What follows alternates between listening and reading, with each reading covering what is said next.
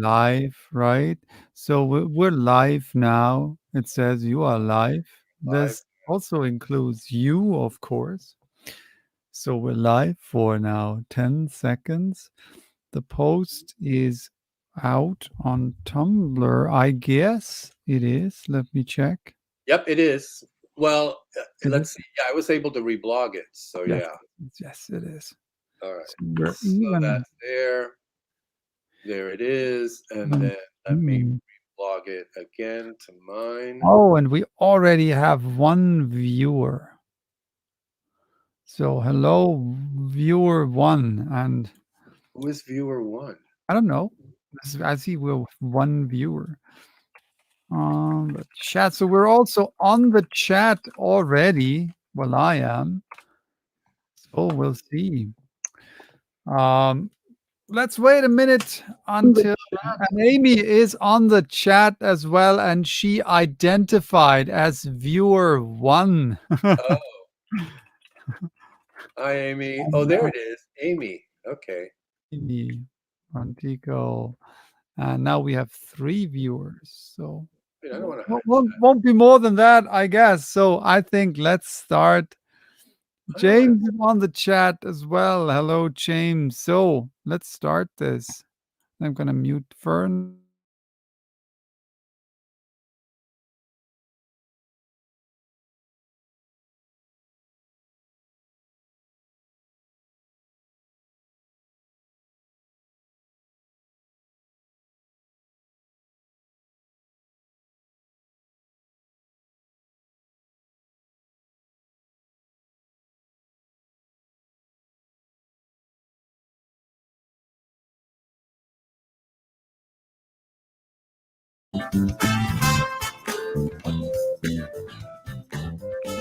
Hello, hello. Now I have to find a way how to. Now we're on. Hello and welcome to In Conversation 34, which is also our 4th anniversary of yeah, this 2 years ago. show. 4 Huh? years ago. 4 years ago, we started this. That's never thought it would last this long. I never No, thought it would last 6 months because you remember I was freaking out at the beginning. well, you still are sometimes, Yeah, but but not the same you way. don't look a day older, Fern. You don't look a day older since we started. Oh, that's a horrible thing to say to somebody, but because I already looked like shit back then. But no, it's really interesting. Remember, I was freaking out. I was like, oh, I can't do this. I don't know what I'm talking about. Because I always kept saying, and it's still true, you know more about equipment than I do, which is what we're going to talk about. We're gonna talk about equipment, and I see on the chat. By the way, hello to the chat, and a reminder: you can talk with us, chat with us on YouTube. You have to open the video on YouTube. In case you're watching this on Tumblr, you're gonna have to open it on YouTube, and then you can chat with us live during the stream. And so hello to the chat. Amy is on the chat. James is on the chat. Steffi is on the chat. And Amy writes no audio on the open. So there's no audio. Apparently there was no audio during the intro, which is weird. Something we still have to figure out, I guess. How, or I have to figure out how that works. So we're going to talk about tech. We're going to talk tech today, and especially going to talk, and this is kind of an interesting thing because, well, no, because before we're going to talk about what we're going to talk about today, we probably have to introduce ourselves, right? So with me on the show today, tonight, um, depending on this morning, right, or afternoon, whenever and wherever you watch this, Fernando, Dr. Fern, Fernando-Socorro, all things Fern on Tumblr. Also, admin, of course, for luxlit.net and luxlit.tumblr.com. 5 years. Been admin five for years. 5 years. Yeah. This is pretty amazing, right? This is pretty amazing. And And I, maybe guess how long I've been admin, one of the admins for Photos Worth Seeing, which is about, I think, 7 years. almost 7 years, which is Yeah, also yeah, because pretty y'all started amazing. around, I and know. that's about the time when I got started with Lens Blur, and then I was with them for about a year and a half, and then I went to Luxlit, and then Ted said, and yeah, 5 years, shit, 5 years. and I still, Amazing. yeah. Amazing.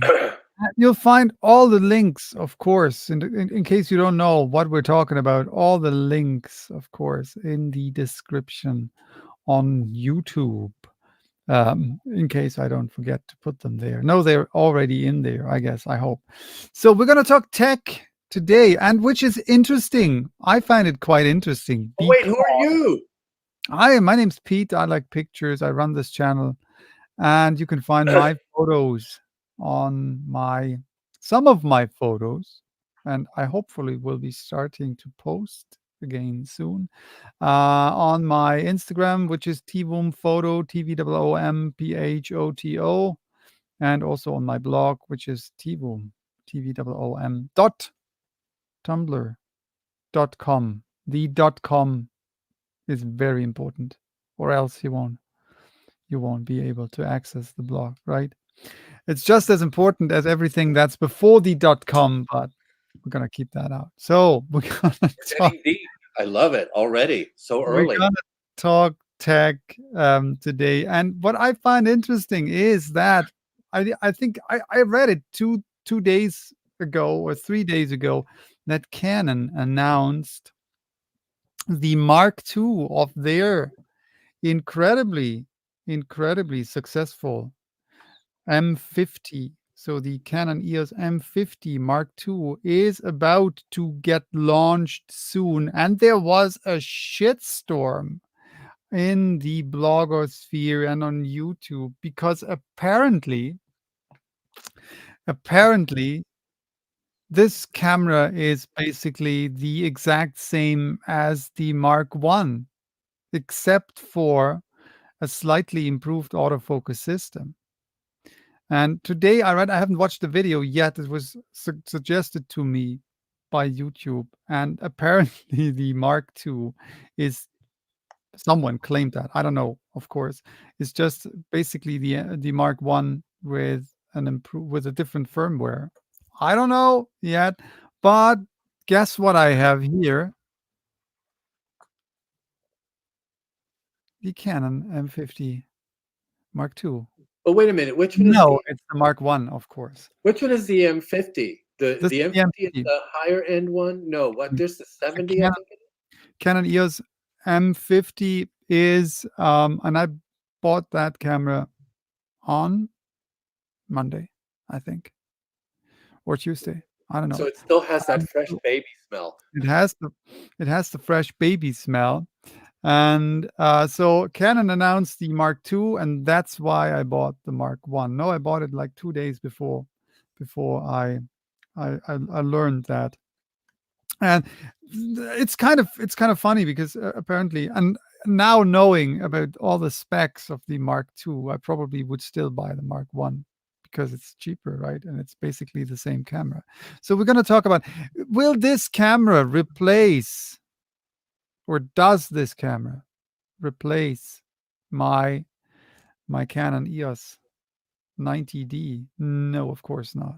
The Canon EOS Why, of 90D course. See, that's what I'm curious. still is my baby, and I still love it. And this is still my one true love, right? At least when we talk about cameras. Um, there, and we're going to talk about, well, for those of you, well, two things. I have to say it. This is not a sponsored video. This video is not sponsored by Canon or any other brand. If anything, then this video is sponsored by my parents, right? Because they they got me to where I am now. So Oh Lord, so that's who we gotta send hate mail to. this video is sponsored by my dad because he introduced me into photography. So there's that. Oh, He did. And so no, the Canon M50 and Canon EOS M50 is a mirrorless camera, while the Canon 90D is a DSLR. And I consciously decided to get a DSLR in December last year, even though back then already big bells ringing, everyone announced that DSLRs are dead. I don't know. It still works. I still can take photos with that camera. I don't know if DSLRs are dead. The thing about DSLRs are dead is, of course, that we will probably not see at least too many new DSLRs that are hitting the market, or new lenses That's for a good. DSLRs that will be hitting the market. So there's that, which is not, which is, I don't know if you already have a couple of lenses. I do have a couple of lenses, and this was for me was one of Couple. the How big. many lenses do you have? That's a Pardon? good question. How many How lenses do many? you have? God, let me try to get. I still have my kit lens, 1855, even though the autofocus stopped working. So there's that. I have, or we have combined the 50 millimeter 1.8, Ah, 28 135. Also very old lens. Autofocus stop being really reliable, but well. 24, the 24 mil, which is on here. Wonderful lens. Love this lens. I have the one Sigma 105 wait, so how many? 2.8. That's four so far, right? Oh, 1, 2, 3, 4. A lot of lenses. 55 to 70 Sigma, 70 to 200, 300 Sigma, 18 to 200. Yongnuo 35 millimeter 2.0. 60 millimeter 2.8 macro, 50 1.4.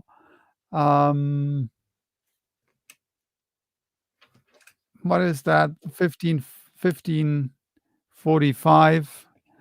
Um, two more vintage 50 millimeter lenses, M42 lenses. Or what are three? I don't know. Three 50 millimeter, and one 37 millimeter vintage So lens. 11 lenses. About 11 lenses. So and this was because we have quite some lenses How many that are cameras do you too many. have? Um, Cameras that you use. how many cameras do I use? How many cameras do I use? Well, this is still my go-to camera, Canon EOS 90D. This is the camera that I maybe it changes. Maybe it changes over time. I don't think so. Why? We're going to talk about that, I guess. I still have my Canon 550D, the Rebel T2i, which is literally falling apart. So I can't even change lenses without using like a pointy stick to press the button because the lens release button fell off and whatever. So, and I have a couple of analog cameras, white blender, brown. What else? There, behind there. It's too dark. 1, 2, 3, 4, 5 analog cameras. Six analog cameras. 7 analog cameras. No, 4. Doesn't matter. Too many. Way too many cameras. Well, because I was And going to ask, do you use any of those? I think you the have analog used cameras, yes, them. Yeah. definitely.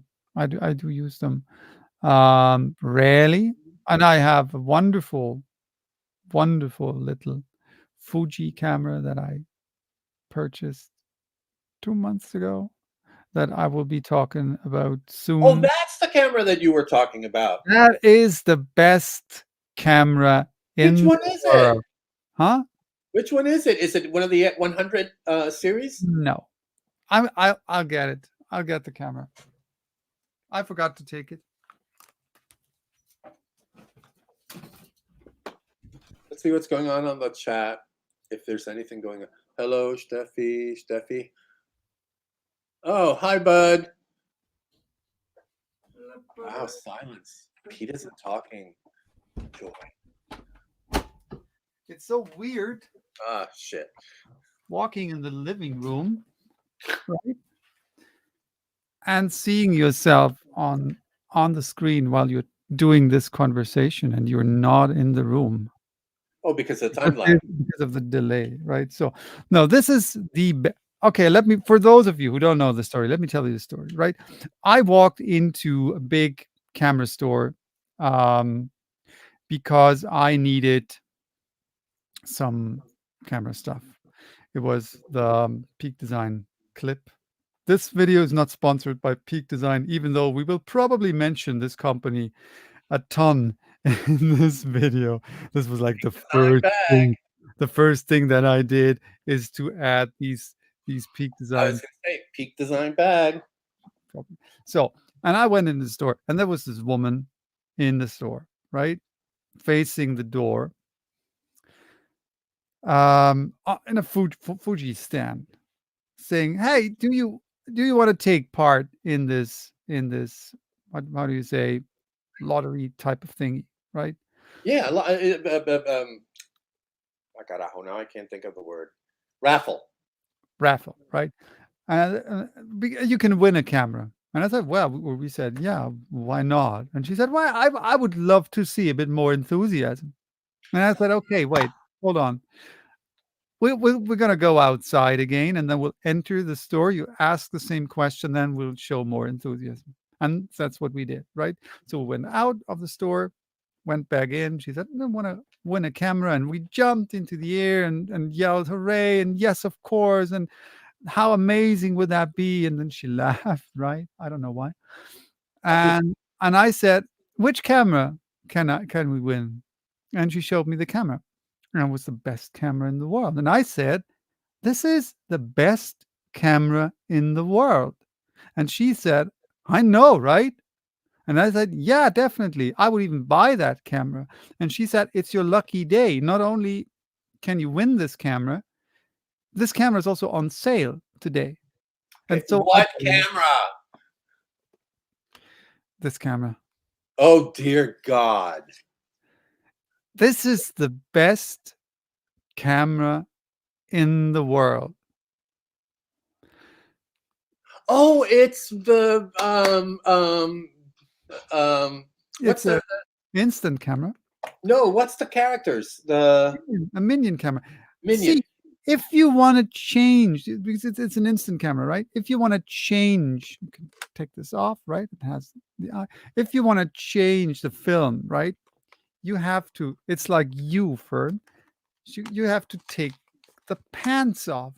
How cool! I beg your pardon. Right, you lose your pants. This is the best camera in the world. And so I got this like for, I don't know. And what's even better is she said, okay, if you buy that camera now, you'll even get 2 packs of film for free. So, and Steph on the chat writes, the best camera ever. She knows, right? So, and so we got that. And so, yeah, you have to buy it and then come back to me and you'll get 2 packs of film for free. And that's what we did, right? And then she even gave us an air mattress for free. So I have a camera, 2 packs of film, and an air mattress. So you can sleep on a Fuji air mattress next time you'll come visiting us. Oh, I love air mattresses, actually. So, I love it. And even though this whole thing, it probably sounds very ridiculous. By the way, hello, Bud, and hello, Roy on the chat. It sounds ridiculous and it sounds like just a funny story to tell, but quite honestly, and I thought I wrote this on Tumblr, on my blog, wrote the story down. And the thing is, everyone asked me like, oh, is it this camera or is it that camera? Is it and what camera is it? And quite honestly, and I'm aware that how this probably sounds cheesy, but the way I see it, the best camera in the world is the camera that you enjoy taking photos with. And it's cannot imagine how much fun it is to take photos with that camera. If you we're a bit limited at the moment, right? Hello world, to meet friends, so we're very, very cautious, of course, and very, but it's like if you take that camera out, Oh, I everyone starts to smile and everyone starts to laugh. It's like, what the frick is that? This is ridiculous. And we have like this, I don't know how many photos already with that camera. It's just fun. And of course it's not a camera you'll probably take on a photo shoot or shoot a wedding with. But I would take this to a wedding, definitely. If I were to shoot a wedding, I'd take this camera with me on a wedding shoot. To This is just brilliant, and sure. So, and I think this is also something we're gonna need to talk about today, right? What is the difference between a small mirrorless camera, not necessarily from the technical side, and a huge, chunky, bulky DSLR? so hold on. So hold on. So two things.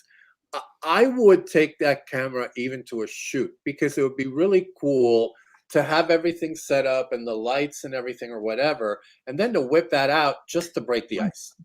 Right. Because that would be a really cool idea. So I'll give you that. But then also, what's really interesting. So when your friends get together with you all, um, they don't smile and laugh and get happy because you're there. They smile and laugh and get happy because of the camera.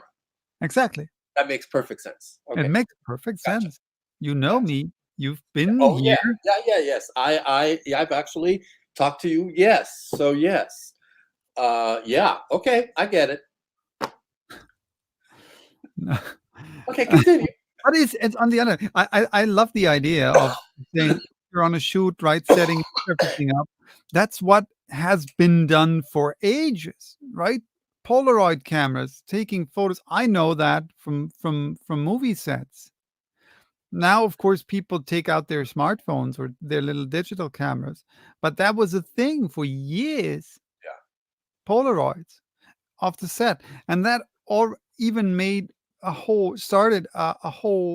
I don't know if it's a movement, but these instant photos, they have their own aesthetic, right? Right. They look, the crazy, I mean, I learned later that there are apparently a couple of these Instax Fuji, and this video is not sponsored by Fuji.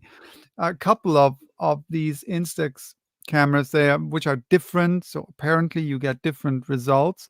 This one, for example, you cannot switch the flash off. This camera will always flash, no matter what photo you take. And you can switch between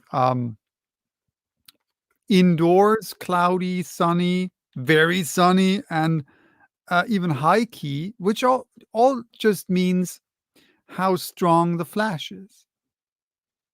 So, but you can't switch it off. So you always have, if you're indoors, for example, you always have these very, very strong shadows on the wall or wherever, right? You always have that flash feeling because if you shoot with a flash straight forward in your face, Which is that's its own good. aesthetic, by the way. I mean, I do happen to like that for certain photos, and for certain instances, I do think that's gorgeous. And actually, I'm talking about equipment. Uh, I just realized I have something to share too about Halloween and Dia de los Muertos, which are back to back, and equipment and me. I mean, not this light, but anyway, continue. Go ahead. Right. Well, so taking photos with that camera is fun, right? And fun for a lot of reasons because you can't take every type of photo with that camera. You will make only very, very specific photos. And this is also a camera you will not take, or I don't take with me all of the time, right? Because I'm sure that I will not get into situations most of the time where I can use a camera like that. Oh, Of course, this might be a cool challenge, right? To say take that photo with you, like on a, I don't know, on a Sunday afternoon walk, and try to get cool photos, which will probably be actually, possible. Sean Tucker. There's this other photographer who challenged, and Sean Tucker went out, and it's been done several times. Where here's this really cheap old film camera, I think it was, or and go out and shoot with it.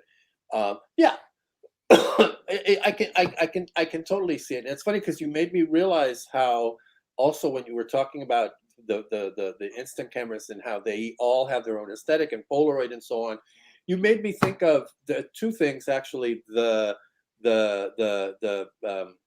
what is her Blade Runner?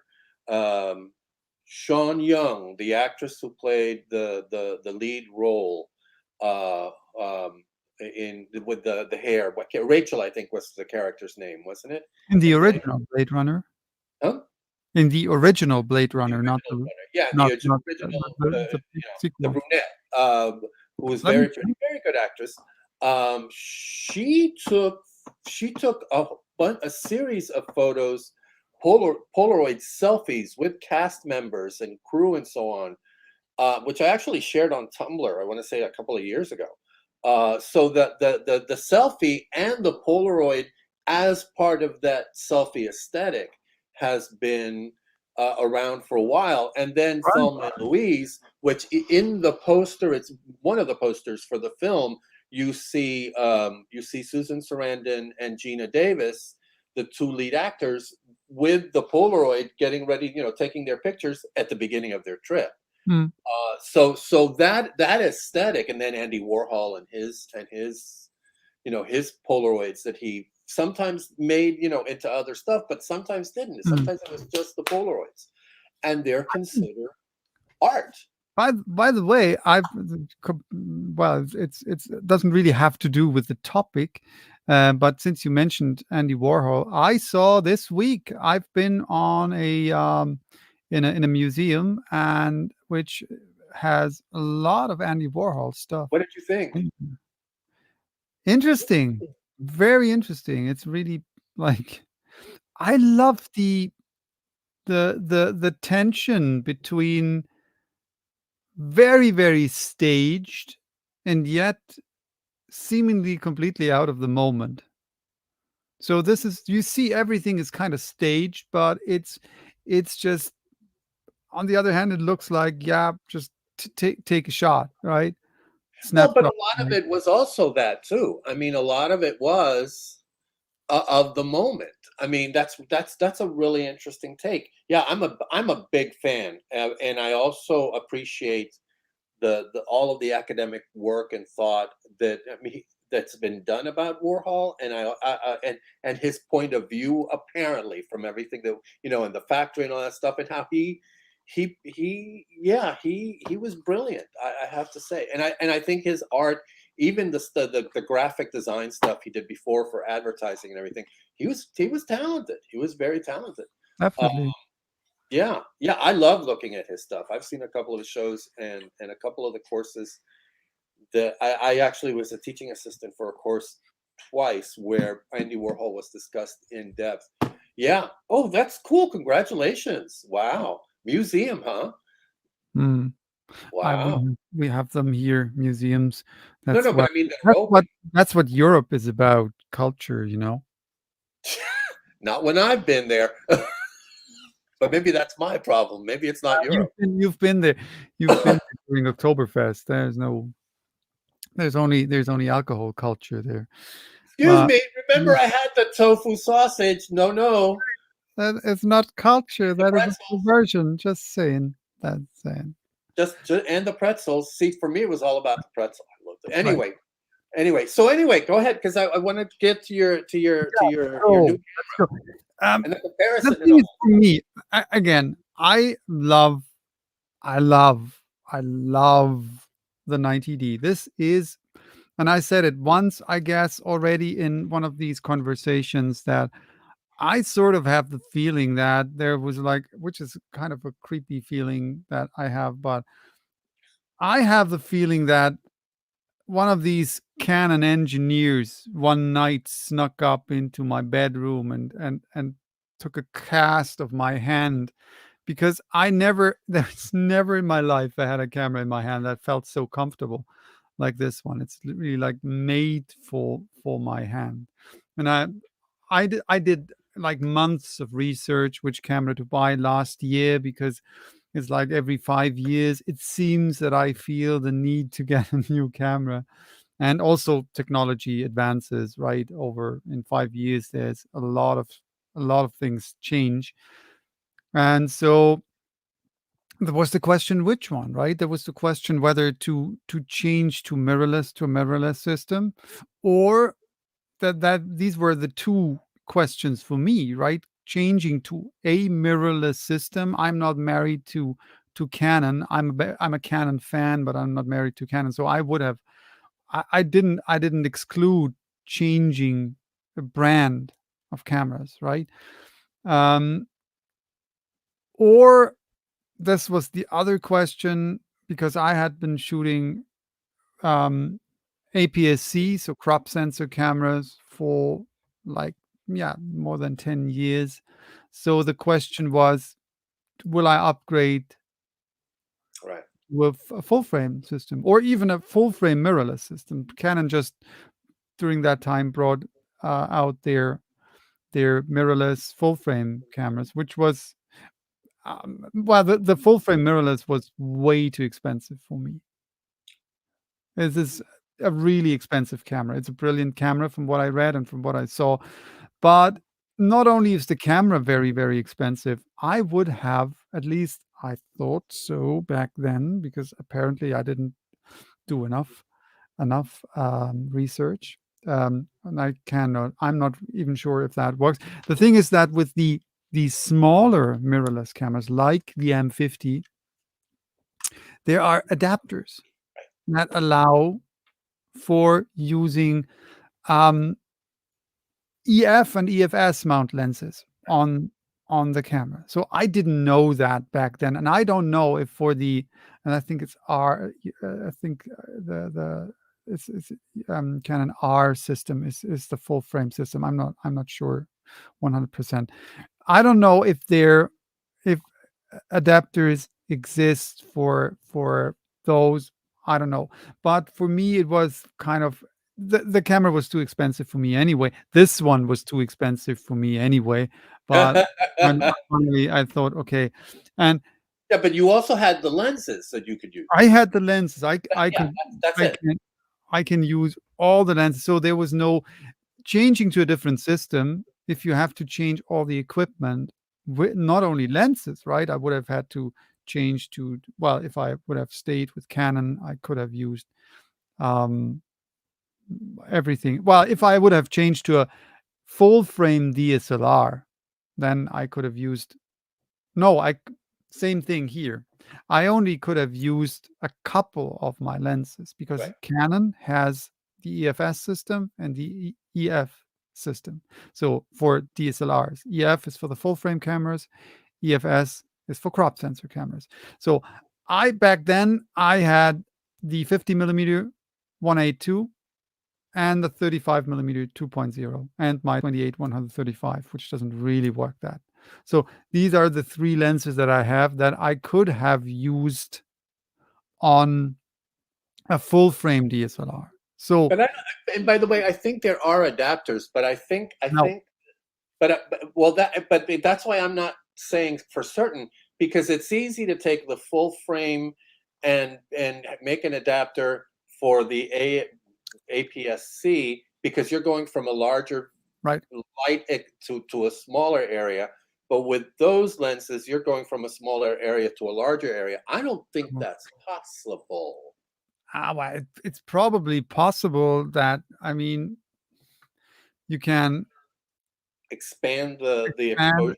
Right. But I don't think that the quality will be That's a good sufficient. point too.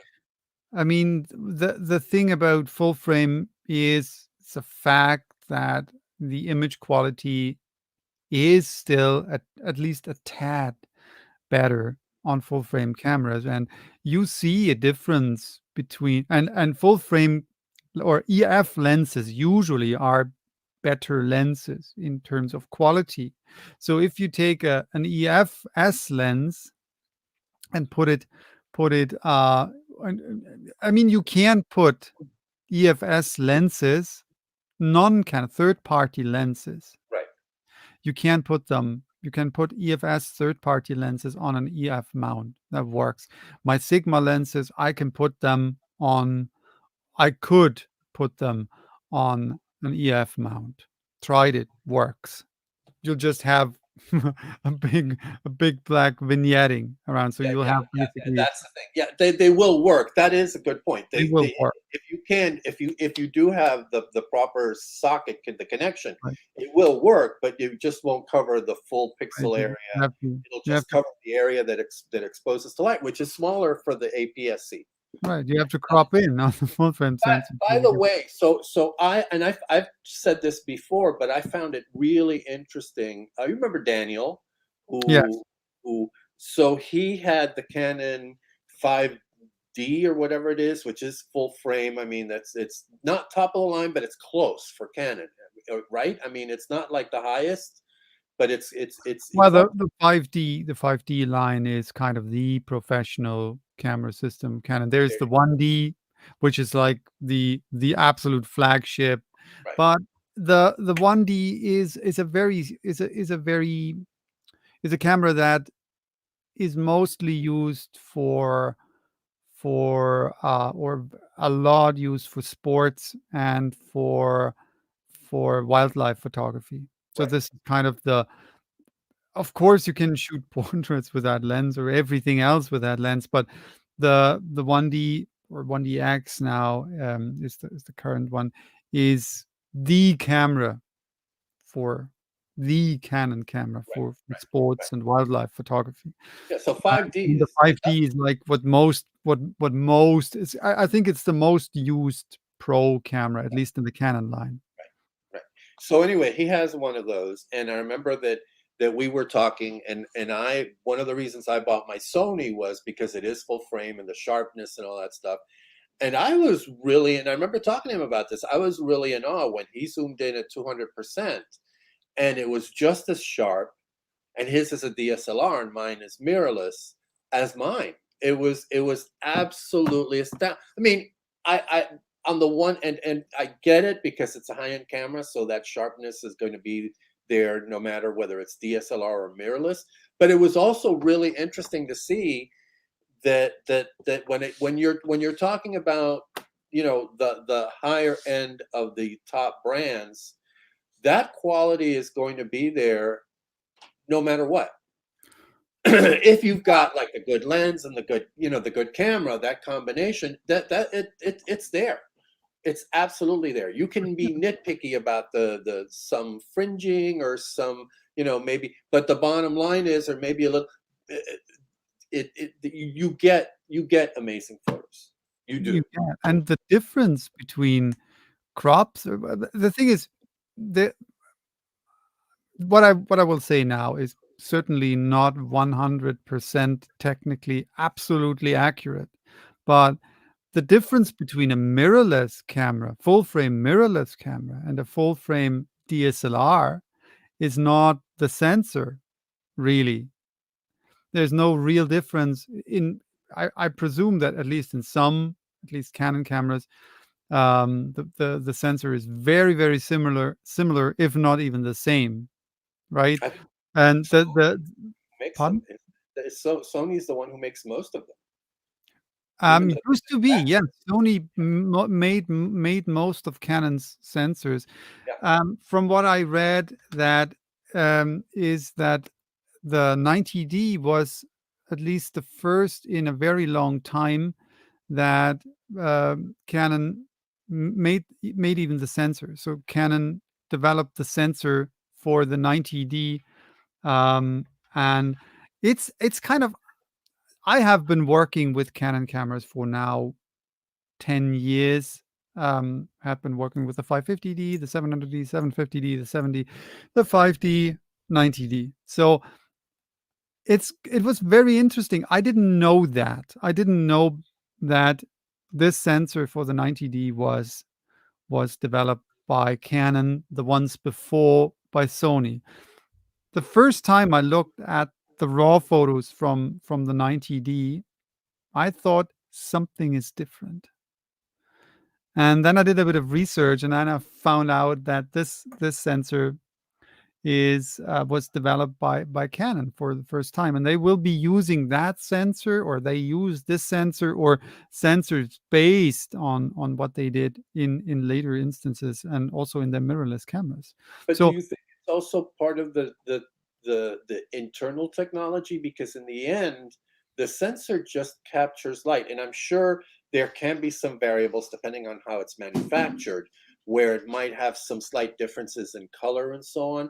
But really, it's the all of the other information processing, in my mind, because you just brought up that point, and it's really interesting. I can't believe we're talking about equipment this deeply. same. I don't think we ever have. Um, and I can't believe I actually understand what you're saying, and that I can bring up talk about it basically, and not just sit here and go. The the fact that, for example, Sony does make a lot of the sensors for all these cameras, but you hear all the time, and again, I'm thinking about specifically Sean Tucker when he switched, or when he was thinking of switching from, I think, Canon, as a matter of fact, or Fuji. I think he was using Fuji to Sony, and he was doing comparisons, and also Tony Northrup, who gets really nerdy, did comparisons of different cameras and the sensors and the raw files, and how there were all these slight different tints and so on. But is that the sensor, or is that or you know what I mean? There's just Mhm. so many variables on how the picture is processed It's and how it gets there. it's Uh, definitely a combination. yeah, I mean, the sensor is, well, the name says it, right? It is a sensor, right? It captures, or it's it dependent on the information that's sent to it. right. But of course, the way, I mean, it's an electric circuit. Yeah, there's stuff in there, and so if the way this analog signal light is converted into an also still analog electrical system, um, that, of course, if that conversion is done differently, then the electric signal will be different. But then there is, and this is what I don't know, if there's, I presume electrical signal is then, I don't know if the amplification of the signal is already in the analog stage of an electric signal, or if the digital signal is amplified. ISO on our cameras, right? There's no such thing as different light sensitivity. Yes, I know in some new sensors, some sensors do have indeed different light sensitivities, but only two or maximum three, I think. But I think it's mostly two. But the ISO is not like in analog photography, differently sensitive film material. It's an amplification of the signal. So ISO is completely, forget about ISO when you talk about exposure. ISO is not a part of exposure. ISO is just what do we make with the signal that the sensor creates, and this is what I don't know. Um, Whether the amplification is already happening, but I think it's happening after the transformation into a digital signal. But here's a thing, and this is what you mentioned. What is it on this computer here that I'm currently sitting at? I still have Lightroom 6. So not Lightroom CC, the old version of Lightroom that I bought years ago. The problem is I cannot open the raw files Ah, of my Canon 90D, the CR3 files. And I was, sorry, that was embarrassing. And also cannot open the CR3s of the M50, which is not a big deal because people said, "Well, don't worry, right? There's a converter, a free converter by Adobe. You can convert them into lossless conversion into DNG files. Lightroom can open DNG files. Old Photoshop can open DNG files. No problem. Yeah, big problem. It works, the but file's huge, right? well, files huge. Yes, they're bigger a bit, or well, about the same size, depending on whether you embed the original raw file into. Well, then they're really huge. But the problem is as follows: you can open them, you can work with them, but and since you mentioned right the color tints and the colors, I cannot get the same colors. I literally, physically cannot get the same colors as when I open the files on Lightroom or in Lightroom CC on my other computer. For the simple reason that when I convert them to DNG, the the color science of because Canon has a very specific. Well, every manufacturer has their specific recipe, right? The color science, and I can mimic in Lightroom. Canon cameras have their specific picture styles, landscape, portrait, whatever, and I can choose them in Lightroom because Lightroom realizes, hey, this is a Canon raw file, and these are the classic Canon picture styles, and you can choose them in Lightroom. They're not 100% accurate, accurately the same, but very, very close. So if I use the same picture style in Lightroom that I used on my camera, then the picture will be very, very similar. But I have no access to these picture styles in Lightroom when I convert the file into Oh, DNG. because it doesn't recognize it as. I was wondering about that. It And, doesn't recognize it as and this is really you. And I did that. The first photos I made with that camera, I converted them to raw to DNG, imported them into Lightroom here, and I was disappointed. Uh-oh. I was horribly okay. This is a cool camera, but I cannot get the photos I want. And of course, it would have probably over time you find a new approach and you find Right. something that looks different, but you don't get the results that you expect. And Well, but you, here's the thing, though. There's also maybe the advantage uh, of exploring and right, going in a different direction and discovering a whole new way of processing and doing stuff. But I fully get. I mean, I'm not trying to blow sunshine up any no, of your orifices. It's just I get it. I totally get it, especially when you have not just one now, but two pieces of equipment that you cannot get the full. There's nothing like for me jumping on my camera raw and knowing exactly what to do with the kinds of pictures that I do with the architecture, the urban geometry shit.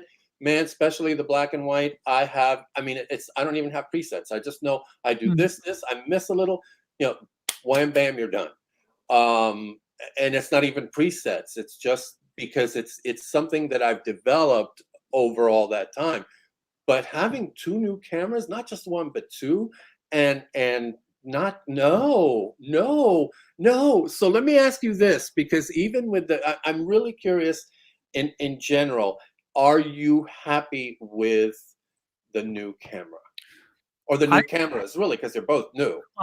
this one is almost a year old, and as I mentioned, I think I mentioned it. I'm not sure if I That's mentioned your that baby. I love this I love this camera, and no, it's if you if you like the results that you get from a Canon camera, and you have a camera that really feels right in your hand, and this is what I love about the 90D in particular, among a lot of things, is you see all this plethora of buttons and dials and switches, and I can use this camera in pitch black darkness, because I know there's every button, I know what it does.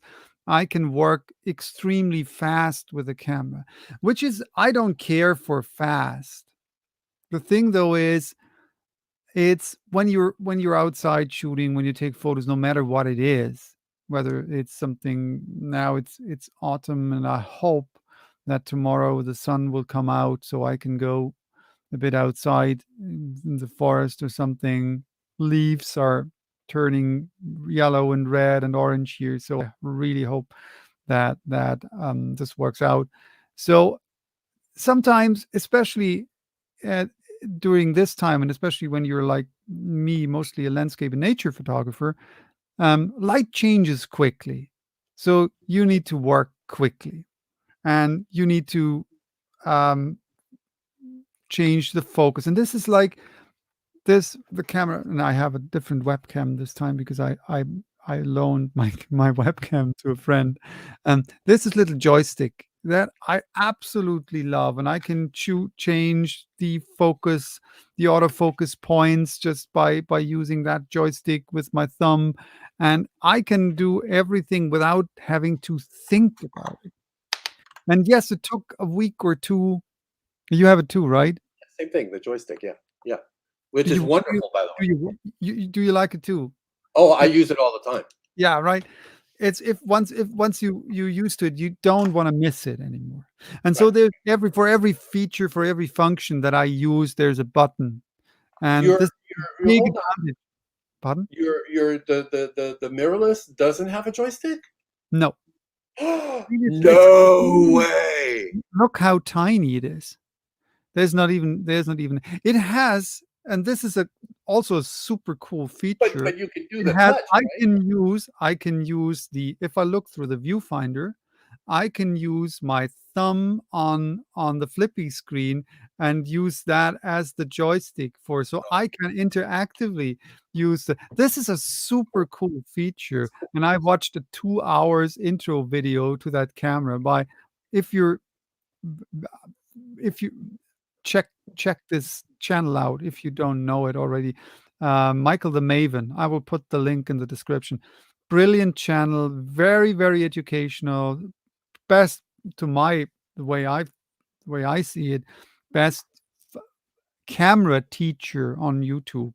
I don't know for how many cameras. He has like hour-long tutorials going through every through every menu setting, explaining every button, and in a way that even I understand. And I hate this stuff.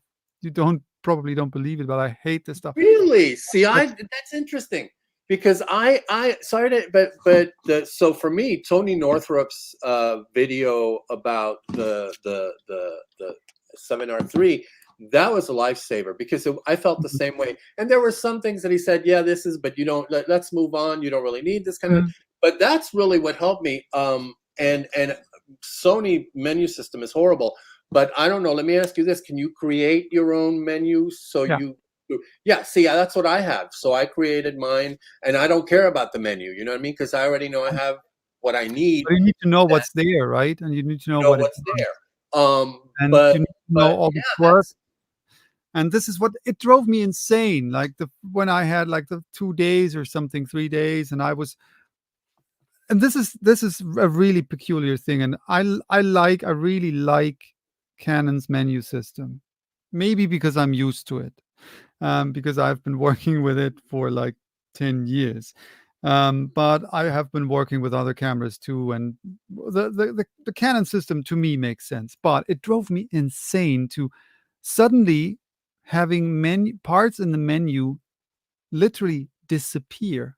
They weren't there anymore. And I was like, "What?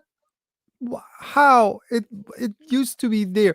And this is one of the quirks of this camera, that depending on which mode you're in, You have different Oh, menu settings, but like it doesn't, to me, it doesn't make, maybe it's because there's so many features that they simply leave out all video that makes related perfect when you're sense. not in Yeah, video mode. yeah, yeah. But No, that makes perfect sense.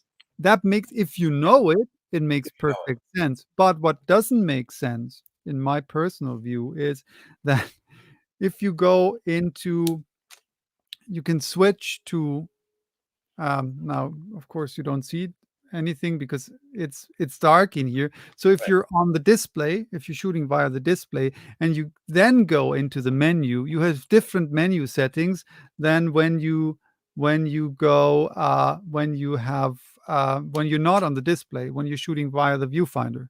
So this is stupid. But you have to know it, and of course, so everything, because this camera has a couple of features that only work in live view, so when shooting via the display, and they don't work when you're shooting via the viewfinder. This is something you need to know, right? Or else it drives you insane. And this was, Right. like you mentioned with Tony Northrup video, this was a lifesaver for me, Yeah, yeah, yeah. onto the So, Maven. does your camera have the electronic viewfinder? Well, I'm sure the mirrorless does, Yeah. but The the DSLR doesn't, of course not. That's why it's a DSLR. It doesn't have an electronic viewfinder. Oh, see, that's the one thing that now with the Sony, I mean, I used to shoot without, I mean, of course, because I did these DSLRs, but with the Sony, I have fallen in love with the electronic viewfinder.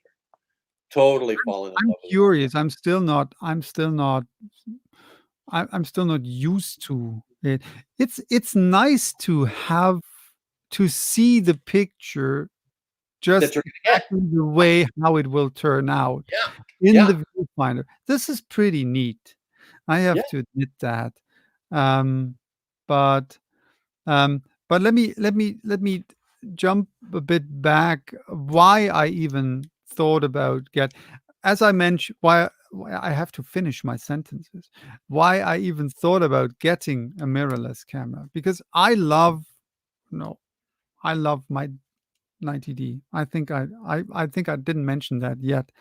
I love my 90D, and I like big cameras, and I cannot lie, right? That's why Really?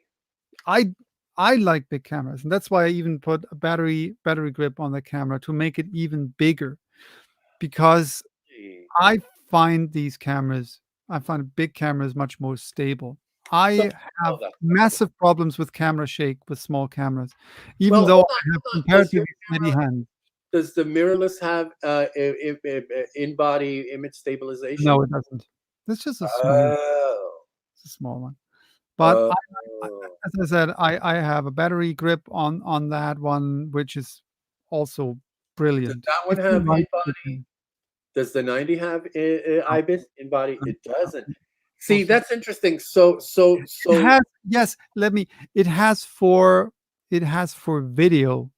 I can, it'll smooth out the video. I can smooth out the video, and this Right. is Yeah, but pretty. that's different. It is astounding. It is Right. astounding. But that's And I everywhere now, think this isn't this it? one has, I haven't really, I have it since Monday or Tuesday, so I Right. can't really say too much about it. It also has, for video, I think, stabilization, but then it crops in. Yeah, Uh, yeah, yeah, yeah, yeah, yeah, yeah, yeah, yeah. Yeah, that's what. But so here's the thing. When I went, what, almost 3 years ago now. So because December 26th, the 2018, 2017. God, almost 3 years now. Um, it's not my baby, it's my bestie. My baby is always going to be my D50, by the way. But when I went to buy whatever, it was the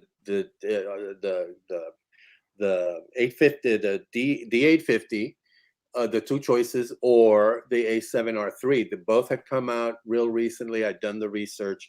And what was really interesting, I mean, I had been using Nikon, but also, by the way, just so to put it, as opposed to where you were shopping from, I was going from a D850, a D50, which was when I finally got rid of it. A 10-year-old camera with a 6 megapixel sensor and a very cheap but incredibly sharp kit lens. I went from that, which was a zoom, it was a 22 to 80. Really weird. But and then then I had the D3500, which is a little bit better with a nicer lens, and I had the Fuji. So I was shooting the X100 and that, but I was still at the lower end, and then all of a sudden I'm going to the upper end with the D850, which is possibly the equivalent of the 90. It's one of the most popular professional cameras. The 800 and the 850 are the most popular, in the 750, and or the Sony, which was the top of the line, right under the, again, same thing, But my thought was, no matter what I choose, yes, even if I'm familiar with the Nikon, I mean the Nikon, products, I'm going into a brave new world. I'm going to need to get at least one good zoom lens, and I'm going to be learning how to use a higher end camera. What I know from before, the basics about, but as far as the feel, and and so when I walked into the camera shop, I'll never forget the first camera the first thing I said, my camera guys, I call him Tech, can I help you? I'm freaking out. Don't freak out, dude. I'm freaking out, dude. He was great. He was great. He was so calm. And then he's, can I take a look at the first one was the D850. And just the weight alone, I knew right off the bat that no. Now this is with the 50 millimeter, the 55 with the 24 to 105. It's a heavier lens, but the two things that kept making me think about getting this were the in-body image stabilization and the electronic view, which I already had in my Fuji. And the autofocus, which was a lot more stellar. The other thing that you mentioned, which is, and this is straight from the Northrops, from Tony and Chelsea, is that Fuji and Sony are very good about releasing firmware and about listening to their customers, which is the other reason that, just the weight alone, I was like, no, because this had other technical stuff going for it, and sure enough, they've had a firmware that has increased. I haven't used it yet because I don't really need it, but I am going to do it at some point. But Firmware update, you mean? For the Sony, you haven't now. What do you not use yet? Well, I mean, it's better. It's better autofocus. What exactly did you not use yet? The firmware update. So you Oh didn't. no, I haven't done the firmware because that was my question. Yeah, so the autofocus, I'm happy with the autofocus I have, because usually what I'll do is, like you said, I'll use the joystick. And I've actually learned how to use the autofocus, and it really is genius. It really does work. When you're doing video or even just pictures, it will focus automatically on what it sees, depending on the area that you have set up, because you have different areas. And when I usually do worry about specifically having a better focus is for when I do street kind of thing. And there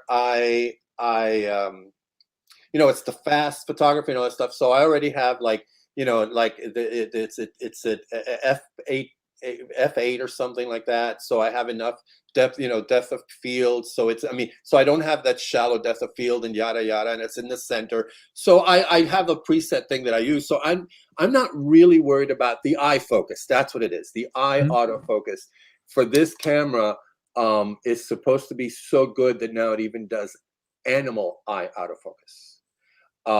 But so I haven't really done the firmware. But what I'm really interested in is, this is a much smaller camera. I was used to the Nikon 350 and the D50, the D3500 and the D50, which are bigger than this. Honestly, and you mentioned how the feel of the camera in your hand, and yeah, I get it. But you know what? I don't care. I've used this. I've used the Nikons. I've used the Fuji I used for a year, which is the small, fixed lens camera of theirs, which is a lovely camera. I'll learn how to use it. I'll just learn how to grab it and get used to it. And then I have the straps. So I'm not really, I mean, I hear a lot about, the feel in my hand. Who cares? But I guess, again, it just depends on. I care.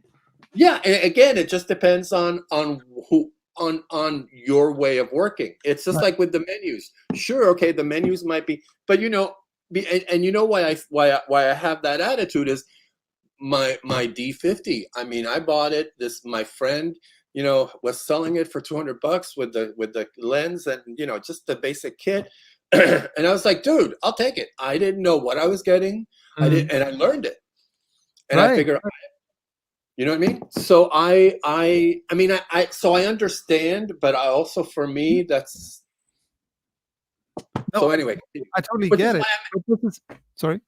No, which is why my question is: are you happy with these two cameras? Let me just talk a bit about what you just said, and I absolutely totally get it. But this is, I think, it's a different approach, which is absolutely legit, right? For me, it's like I wanna. Well, I think to an extent we do have a very similar approach in terms of. That's scary I for don't both. care. Pardon? That's scary for both of us. That's scary. It's extremely scary for both of us. But I don't care. I don't care for cameras. In fact, I'm fascinated with cameras. No question about that. But I don't really care for cameras. What do you mean? I care for photographs and I care for photography. Right. So um, every camera that gets the job done, and this is what I also said in the beginning, or not in the beginning, after we already talked about. If it's fun, if we enjoy working with a camera, then this is the thing. And this is what I really felt. I never ever enjoyed taking photos, doing photography as much as with using this camera, right? The 90D, which is just because it's I it was scary. It was scary. The first 2 or 3 days were super scary because even though this camera is, of course, comparatively similar to my camera before, the 700D that I had, the Rebel G5i, there's just a whole new world to explore with all the features this camera has. Yeah.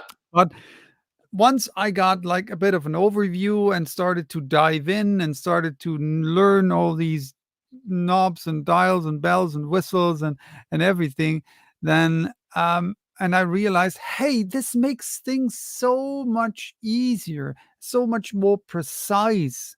I don't want to think about when taking photos, and I think this is like Yes. I'm now after like 10 years of consciously doing photography. I am now at my second step in photography in terms of, okay, I now have a specific background knowledge and I have a specific amount of experience gathered. Now I can put that all into the back of my head and forget about it and only take it out when I run into a problem that I cannot solve by just taking photos, if that makes sense. Yeah. So forget all that technical mumbo jumbo and all that. Okay, we need to do this, and we need to do that. We're so much. It's like, and this is what I hope also to get out of that camera. I wanted to have a small camera because as much as I love this monster, it is a camera that every time when I go outside, I think about, will I take my camera with me? No, it's too big. It's too heavy. So I miss a lot of things. Often I whip out my phone and my Get phone is yourself just. get yourself one of these. Well, you saw it because I bought it right before I went to Germany. Get yourself one of these babies. This one actually, now in your case, that's a big camera. I don't know if it might fit here, but this one fits both of my Sonys, one facing up, the other one facing down. They fit here. And I have wonderful. Peak Design, and no, they're not sponsoring, but Peak Design's products are the best. I have a very, very good camera bag. We have quite some camera bags, but I have one very, very good camera bag that also. And I was scared that this camera won't fit into the bag, but it does. Even I can even put a lens in it or two. Well, do you ever take the battery off? That might make it easier to carry. The battery pack? No, I don't. I don't take it off. It's on there and it stays on there. No, the thing is, this thing is heavy. It is really heavy. And if I put, this is like only the 24 mil that's on. If I do put a different lens on, this is the smallest lens that I have, then this thing is even heavier. And let's just put the 105 millimeter macro on that, and then the whole thing weighs like 2 kilos or something. It's really heavy. But very often I thought, Wait, I don't. pounds? 2 kilos. It's 3 pounds per kilo, right? No, 2 pounds is 1 kilo, I think. Well, that's still 4 pounds. That's heavy as shit. It's pretty heavy. Well, I don't know. I don't think it's 2 kilos, but 1.5 kilos with the lens. Certainly. That's still heavy. It's very heavy, very heavy. And so, then you have that thing around your neck, and or now I have the capture clip, of course, but still, it's heavy, and you don't take it with you if you don't go out for photography. So this is not, and so we thought a long time whether to get a small camera, and then I learned that we learned by talking with people who know what they're talking about. We learned that on the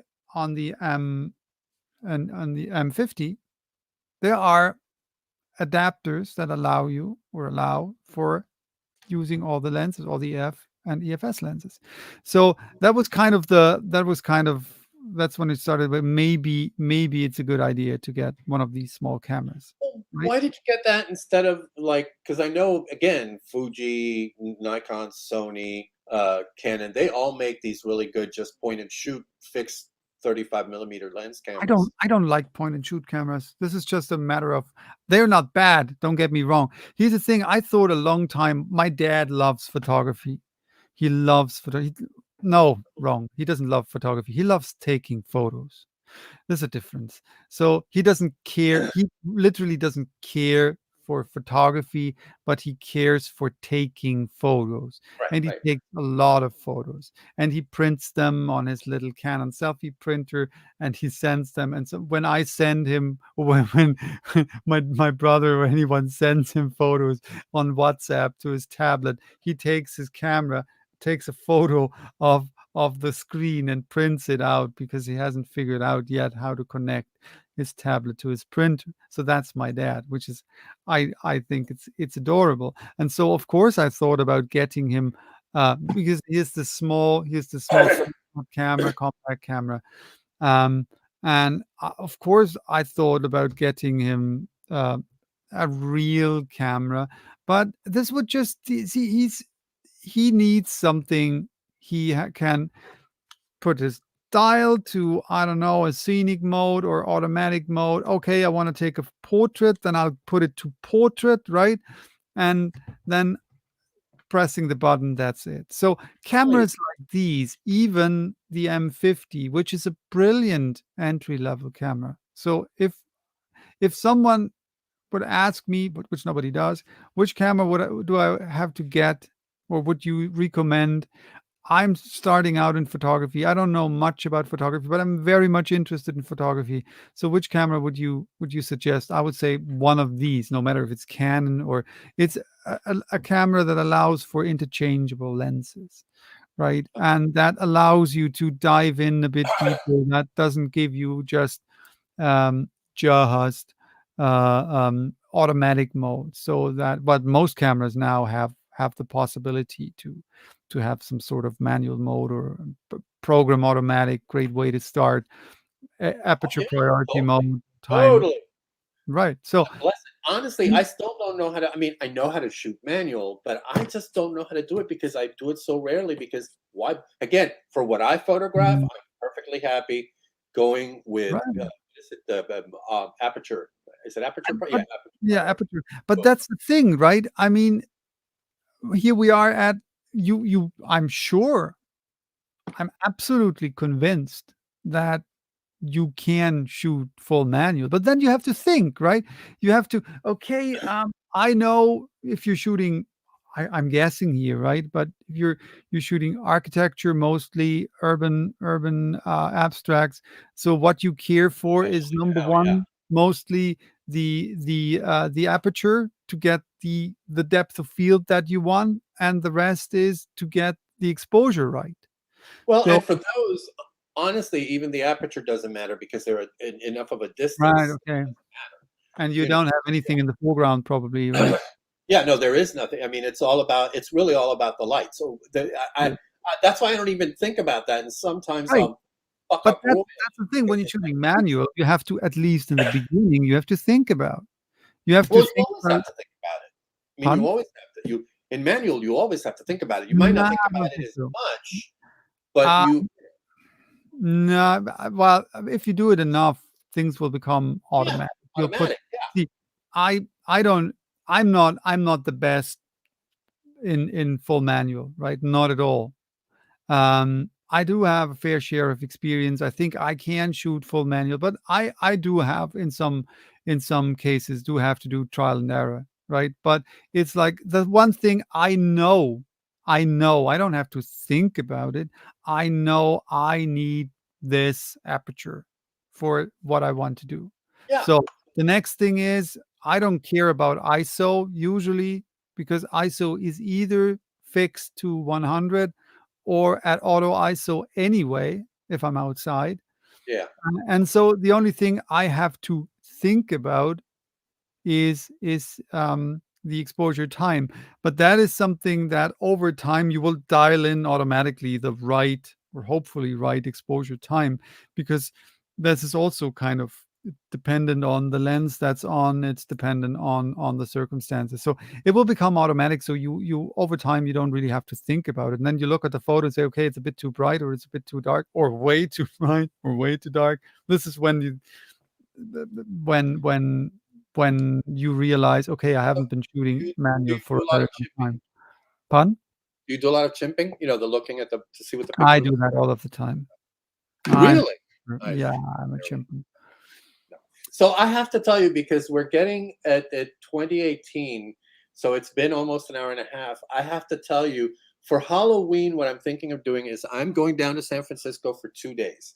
For the 30, I'll arrive the 31st and leave on the 1st. Maybe even stay over Monday night. I'm thinking, or stay late. And actually, I'll probably stay late and then drive up because I live like an hour and a half. But I want to stay overnight because what I'm thinking of doing.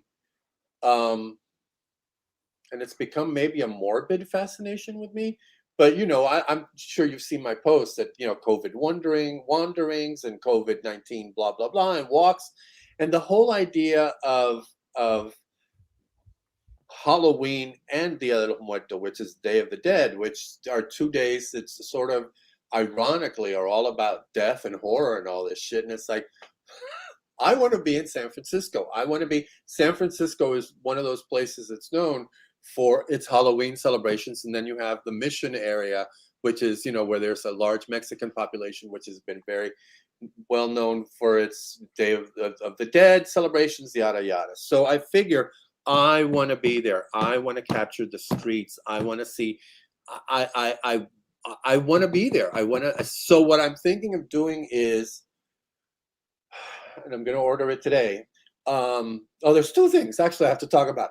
is rent a speed light, but I want some feedback on this because I've barely used speed. I had a speed light which I used maybe 3 times. Um, I like the look of especially night outdoors street photography of the flash right on the camera, the Mm, speed light right on the camera. That straight shot, and I think for the kind of stuff that I'll try to be capturing, which is hopefully people in costumes or not. I really like the idea in the back of my mind of black and white photographs with the flash straight forward. But I could rent one, and maybe I guess I'll have to buy, or maybe they'll give it to me, the cable that you can hold the camera in one hand and do the Winogrand thing and hold the flash up here and just take Mhm. the picture. What do you think? Because I'm totally experimenting. Yeah. Well, the thing is, first of all, Roy on the chat asks, Fern, where do you stay in San Francisco? Oh, actually, you know what? It's expensive, but I figure it's one day. I'm not spending money on travel or anything that much. I mean, I traveled. I'm staying at Beck's, right in the middle of the Castro, right on 8th. You know where Beck's is. I'm assuming Castro. What is it between Divisadero and whatever Noe, blah blah blah, right there, or somewhere around there. Because really, the two areas where I want to focus on are the Castro, because it's so Halloween there has always been a party. So I want to see what it's like now. And then it's really close to the Mission. And I am going to rent a car because I'm a little iffy about doing public transportation at the moment. So, I mean, I'll be within driving distance, but I figure, the Bex is a landmark. And so I wanted to stay there. There were a couple of other places. But yeah, I'm going to be down there. Yeah. Let me know because you're down there. Let me know if you want to, I'm actually meeting a friend, for lunch the 31st, but yeah, whatever you want to get together, let me know. So yeah, so go ahead, Pete. Sorry. So, okay, what do I think about the idea, which I absolutely love? So kind of that would be I can't imagine that this is a really cool. I mean, Halloween is not so much a thing here, right? So, if I do that here, I'd not come home with many photos, I guess. You've But yeah, got Oktoberfest. You don't need no Halloween, please. right. But in Halloween, it's like people, I think, would even be kind of very, very, very keen on being photographed with the costumes and all. And how cool is that? Just doing kind of like a reporting type of journalism type of thing, like as if it's really happening. Like I know there's Sharon on Tumblr who does the zombie walk. Zombie walk. Photos. She's Lovely. my inspiration, actually. Actually, I should tell her. Yeah. Amazing, amazing. So I hope I'll remember. I'll put a couple of links into the description later. I hope I remember. I have to write it down. So the thing is how to pull it off. I do it with they're very well renting. If you rent it, um, they're how are they called? Wireless triggers for the flash. Right. Uh, Very inexpensive. I don't know if I presume I know they built them for Canon. It's a company named Young Nuo, Yeah, who yeah, yeah. I bought a wireless system for my flashes 5 years ago or something. It cost me like 30 euros. I It's know they're cheap. Yeah, yeah, yeah. a joke. And I also have a Young Nuo flash, um, cost like 70 or 80 euros. Not expensive at all. I don't use it a lot, but so this is a super super simple thing. Holding the flash in one hand is a great idea, and I do that sometimes when taking portraits of people. Just flip out the I don't know how it's called. Oh yeah, that little white card in the back. Yeah, Little so white it'll. card, hold it on the side, get a bit of side light. Or on Halloween, you can like the light from below, right? Making creepy light effects from below would be awesome with a flash, I guess. So yeah, totally do that, please. Yeah, that's a good idea. Oh, fuck. because you have so much range, and if you while there are also these flash, I don't know how they're called, slider type of thingies that you just put on Yeah, the but but that that's not holding it in the hand on the probably on left hand because you have to yeah, shoot. left hand because remember you've got the yeah. Cool.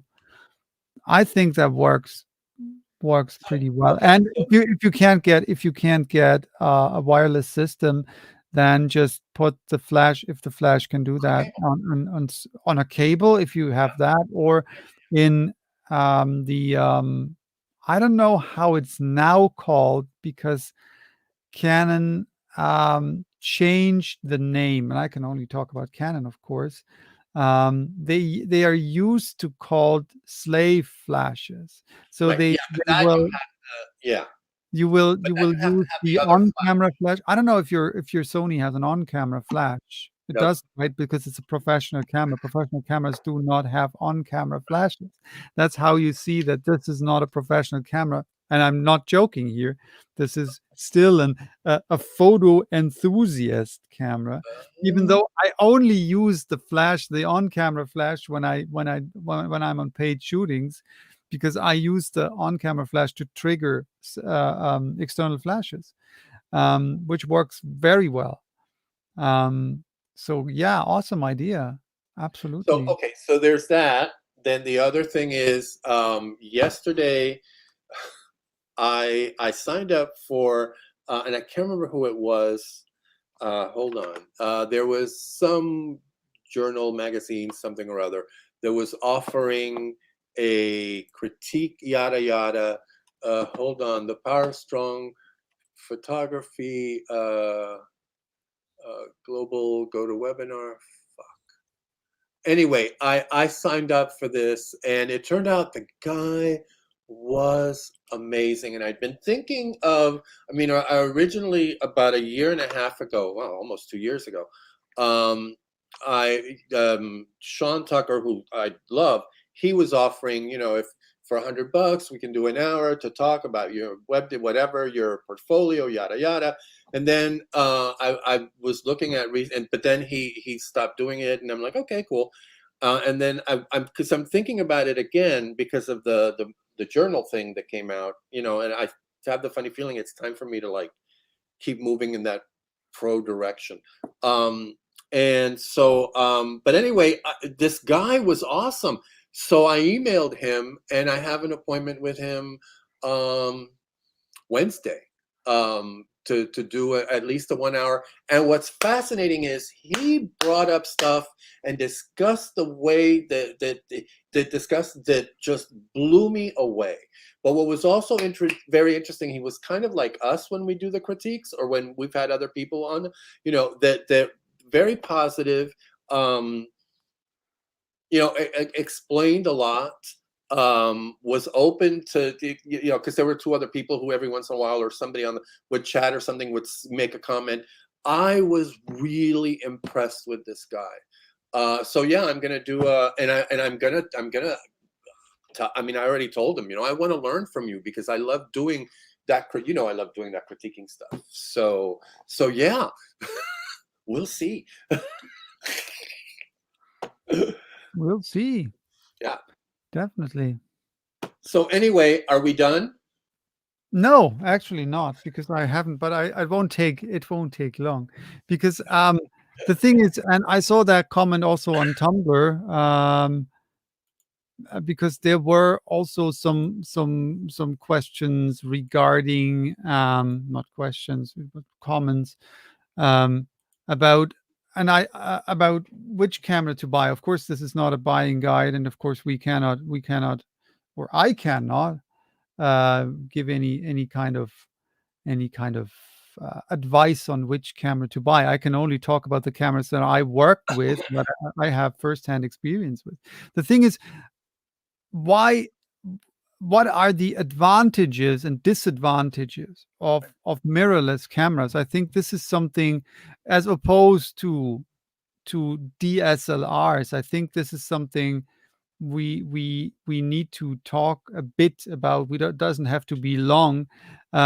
the one thing, first of all, what I love about this camera, as I mentioned, I haven't had too much opportunity yet to play with this camera. Now, hold on, The hold on. great But remember, you're talking about a mirrorless that's more on the beginner side of doesn't things. matter. It doesn't matter. Doesn't Let me matter. just doesn't for me it doesn't matter in because there are amateur or beginner DSLRs and there are professional DSLRs. And just so there are beginners mirrorless cameras and professional mirrorless cameras. So for me, the question is, and this is also one of the ideas for the topic of this conversation. Why would anyone decide for or against one of these systems? Because we learned it has been going through uh, the blogosphere and through YouTube and whatever that DSLRs are dead. And we mentioned that in the beginning where I mentioned it.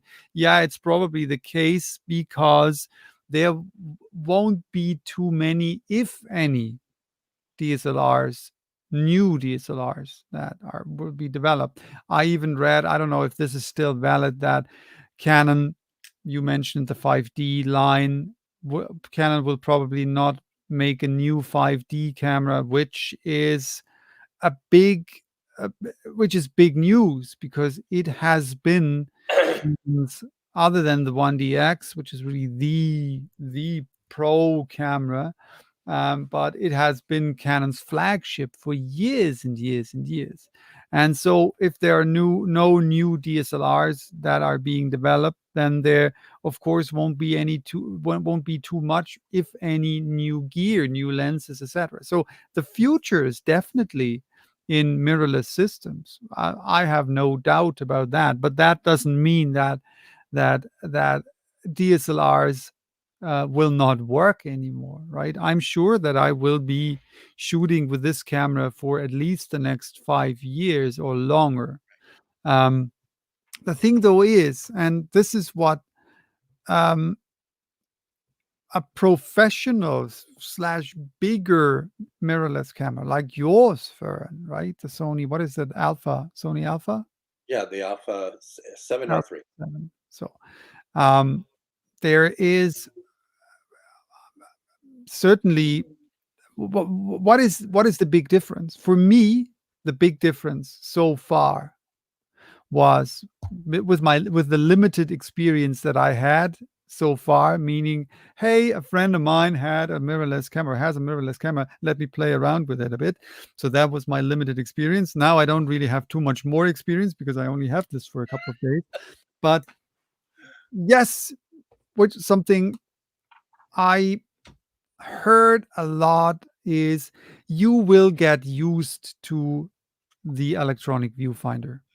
You will get used to it. No, I don't think so. That I will get used to it for the simple reason that I am used to it. I have professional camcorder training. I'm a trained I'm a trained video producer. So I worked with camcorders for half my life, no, not half my, a third of my life about, right? So I know electronic viewfinders. I know how they function. I know how they look. Um, I prefer, I prefer an optical viewfinder. I don't say I cannot work with that, and it's an unusual thing to do photography with it. And so I will not get used to it because I still prefer an optical viewfinder, even though I see the advantages. I won't say they're horrible because they have come a long way in the last couple of years. And it's a really nice thing to see how the photo will turn out, um, even in the viewfinder. But that isn't really the selling point for me because I can always check on the display if I'm unsure. I have a couple of years of experience and I know how, or I think I know how photos will turn out. But this is the advantage that I have. Of course, for a beginner, how amazing is that to see how the photo will turn out in the viewfinder and shooting via the viewfinder. I do not understand I do not understand. This is not judging, right? This is really my lack of understanding how people can shoot via the display. I tried it numerous times, and for some occasions, it's a great thing. But I having a viewfinder on a camera, even if it's just an electronic viewfinder, is a game changer. It's wonderful. It's brilliant. It's even on a small camera. This is what because I disliked small cameras so much for one reason was that I always struggled with camera shake, and I never had a viewfinder, right? Oh, This see that? my Yeah. so So often the Fuji line does have a viewfinder. they The do, 100 does have a viewfinder, and you could actually but switch from. mirrorless. So what we now call mirrorless cameras, right? They usually do have viewfinders, and I know from a couple of them they have them as separate accessories, so to clip Yeah, them but that's on not to the the higher end stuff. Well, not necessarily. But here's the thing. That's interesting that you said that about getting used to the EV. When I first started using the first time I used an EV on a still camera, because you're right. I mean, not that I've shot as much video as you, but I've shot enough where you're absolutely right. That's what you get. I got the Fuji and I just switched it to EV and never moved, Mm, never went back. And I was shooting with the D3500, which didn't have EV, and that was fine too. I but again, it's maybe the way I approach this stuff. I'm highly adaptable to mm, whatever, because in the end, and that was going to be my point. That's what it was. Even with the EV, yeah, you can maybe see the focus and all that stuff, but you still don't know what you're going to get. It could still be somewhat right. out of focus. It's still a small area that you're looking at through the, yada yada. It's not like when you open it up in Lightroom and on a larger screen, and you can see the flaws and you can zoom in, and you're still, it's still a guessing game, and you can be, and again, this is something I've talked to um, TJ, who's no longer. I mean, he's going to study for a education master's. Um, God bless him. You can be taking with your camera the same setting, and you take a set of 5 shots, and 2 of them are going to come out differently exposed, and it's like, how so Mm. so it's always a Well, guessing. I can tell you how, and but this is but I think Well, no, I I get know how you. too, but Mm. yeah, No, I totally. totally get you, and so I'm this is all super cool. I enjoy having that, and it's I really love this. But it's an addition, right? For me, it's an addition for very specific purposes, just like this camera is an addition for a very, very, very limited amount of occasion, right? So I don't say, and let me put it differently. I'm pretty sure that a professional, more professional, like the now I remembered Canon RP series, or is it RP or the R series? I think it's the R series. So this could be in the future for me a replacement for a DSLR. Um, if and this camera, it's not why I love this camera other than the form factor is that it gives me all the features. This is still the only camera in the world that gives me all the features that are important for me, too many to list now. So the fact that the 90D is my camera, the camera that I love, is not due to the fact that this is a DSLR, but because of the combination of features. So if there'd be a mirrorless camera with that gives me exactly the same, That's it. I Yeah, I wouldn't I don't care if this is a DSLR or not. The that's it. one thing, the 2 things that bug me about all mirrorless cameras that I had in my hands so far, yours included, because I had the pleasure to have it in my hands for a couple of minutes. Uh, till that moment when Fern threatened to throw me off the mountain if I don't give it back. What's it Is in the that they are, well, this is the one thing that they're still too small. I find them too small. Even yours. Yours is comes close, but I have comparatively large hands. But Yeah, there's a no, thing I right see. there. That doesn't bother me at all. So I have Right. to tell you But the the other. other thing, Oh, and this is then I'm quiet, is the battery life is ridiculous. I just see, I know, I mean, this is a thing that all mirrorless cameras have, all of them, compared to this monster, which I don't even yeah, but switch the you camera have three. But no, off. hold on. That you have great battery life because you have the onboard, and then you have the two batteries on the battery Even pack at the bottom. even if there's just one battery, this camera, I can take uh, more than 1,000 shots with this camera before I have to charge the battery, Well, so which can I. lasts me that okay, is the battery life on the Sony so much better Well, than I don't know. I'm just messing with you. I know that the battery life on this model and the newer one, and the A9, which is the one, were better than the previous ones. But the reason I have great battery life is because I do this. Wait, where is it? All the time. When I take my pictures, I turn it on, I turn it off, and I'm done.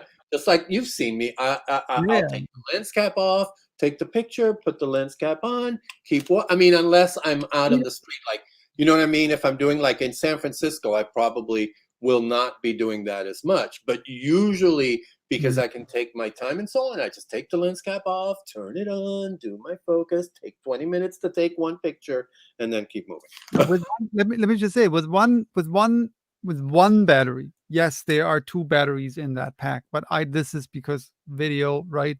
Video eats battery. But with one battery, even if I go out taking photos every day, one battery lasts for a week, right? Which is, and this one, half a day.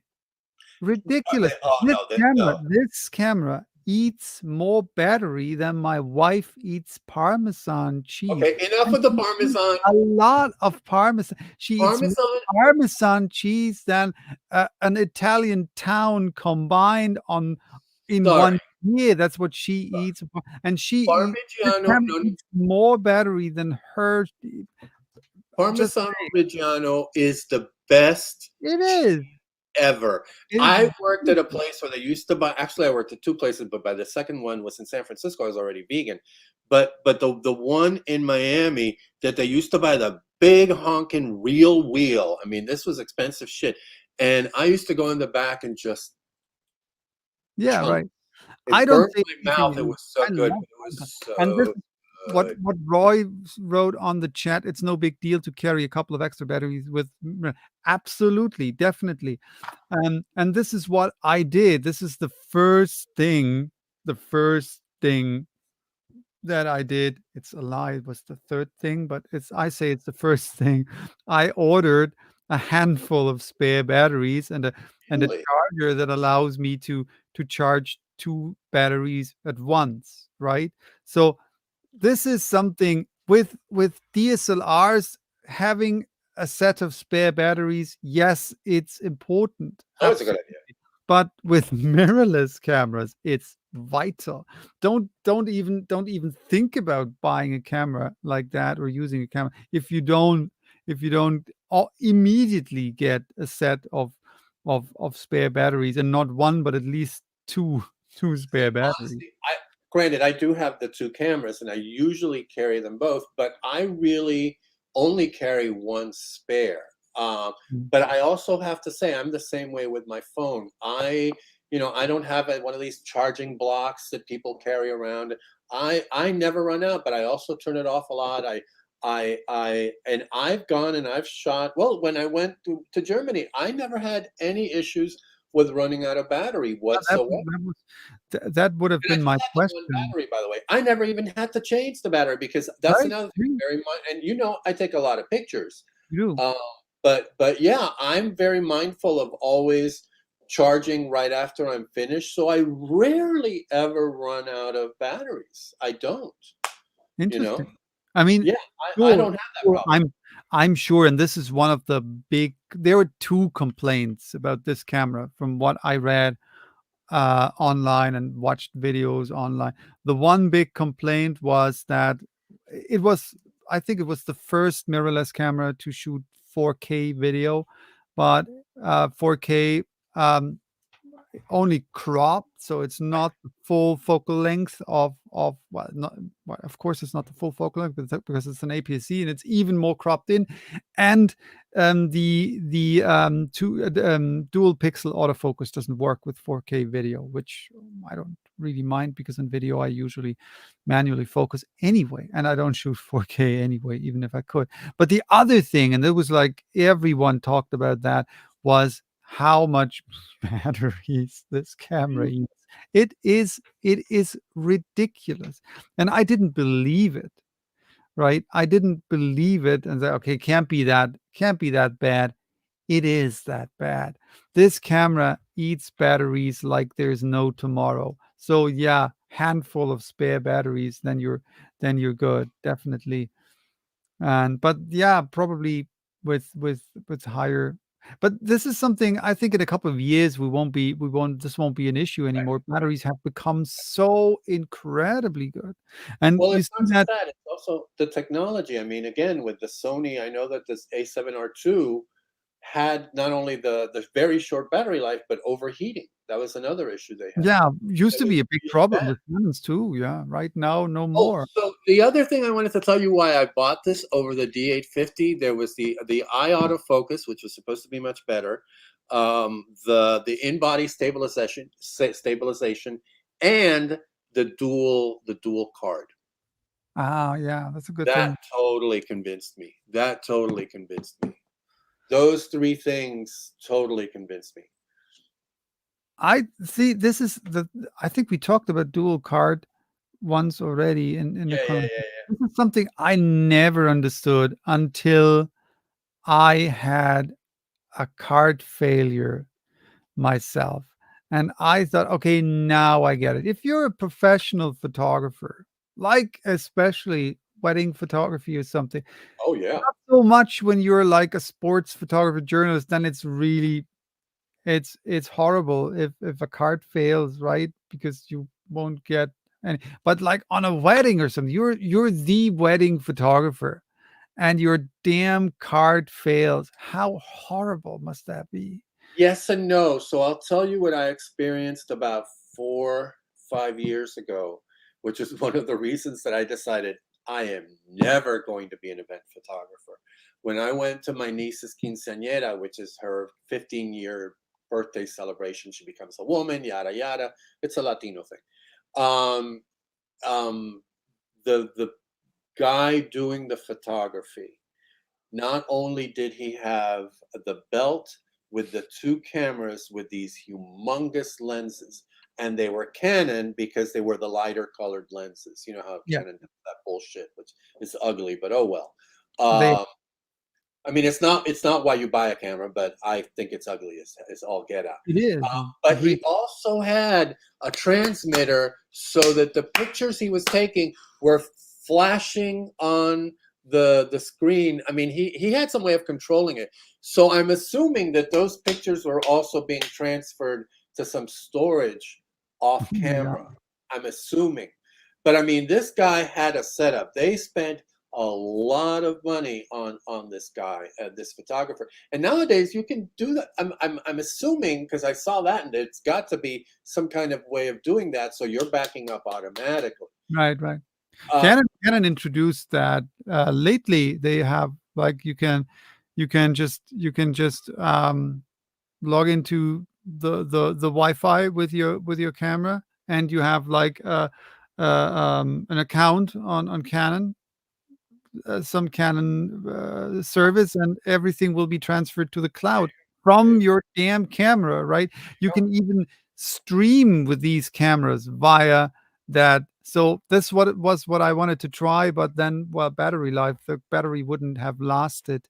Um, f oh, let me ask you a question. Does it Right. have the USB-C and micro USB, or just the micro USB?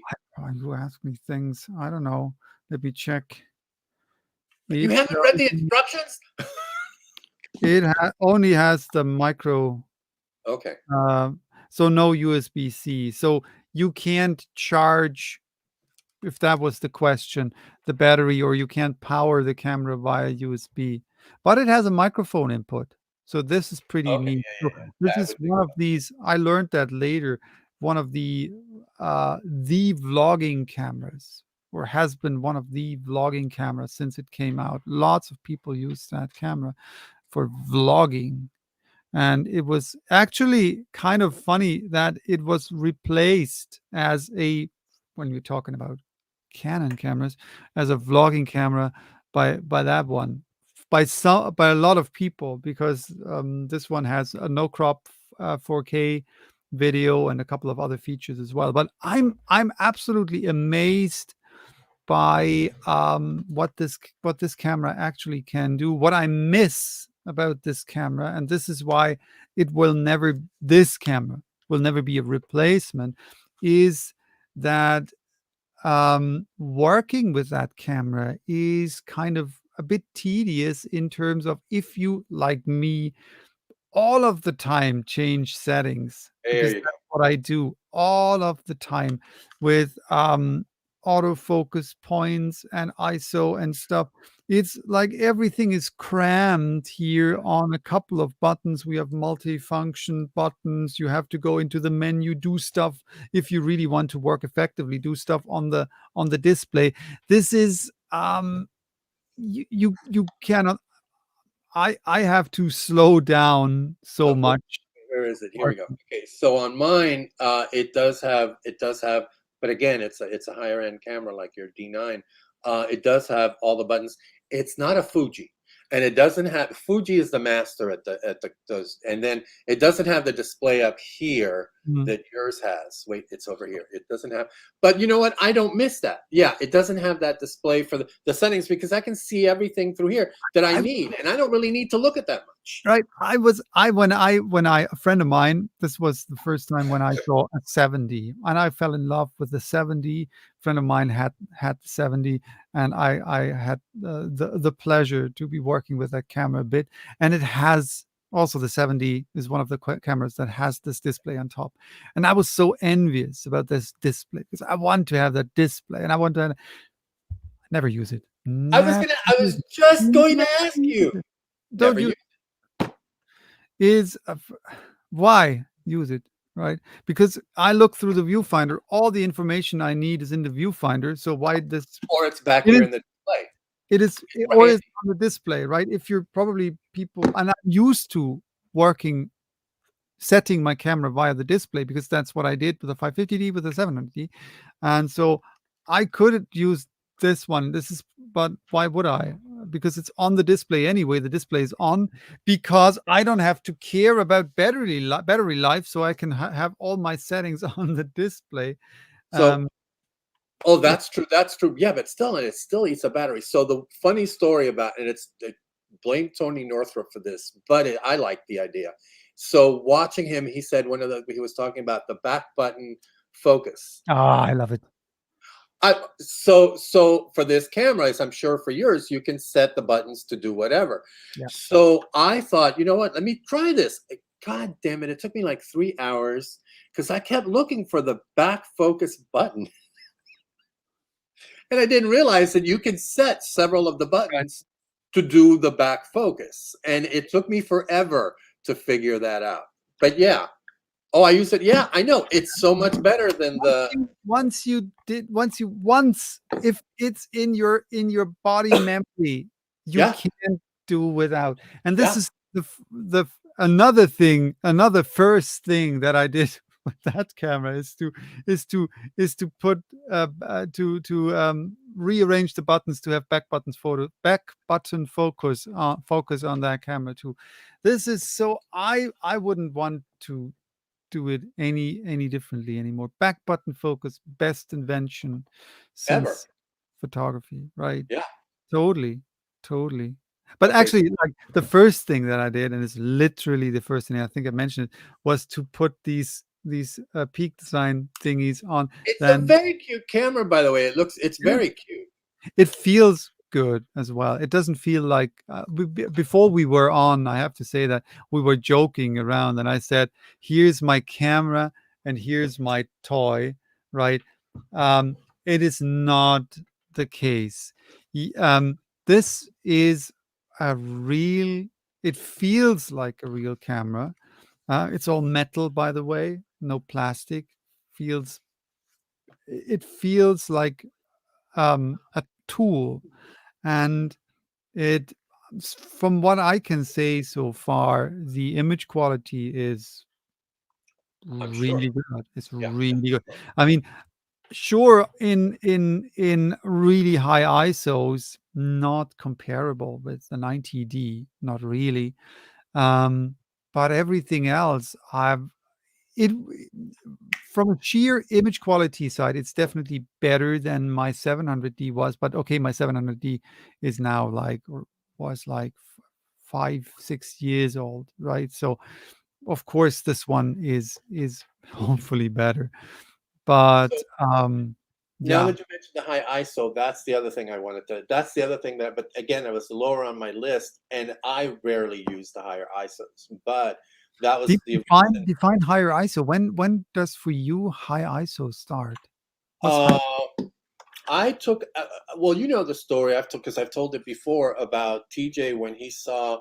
And I don't know what ISO they were, and I could look it up. But I took handheld with a 24-105 lens, which also has stabilization in the lens. So I have Mm, like 7 stops of stabilization. Um, and I took the pictures at 1/30th of or basically half a second, mhm, 1/30th of a second thing, mhm, and they the high ISO was like I want to say it was like 1200, 12,000 or something like that, and they were really and he whatever it was, TJ was like. I told you he had his D800, which is a wonderful camera.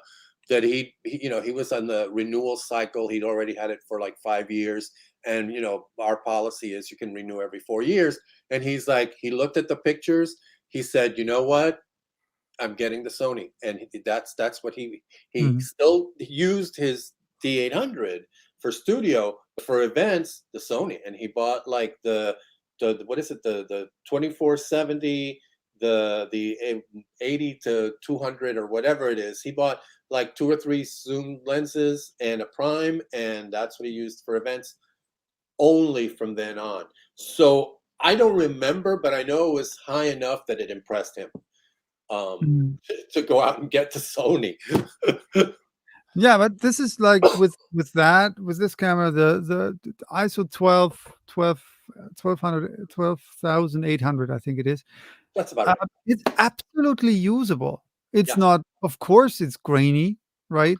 But it's absolutely still usable. And uh, I was super impressed. This one goes up to I think 51,000 or something, which is not usable anymore.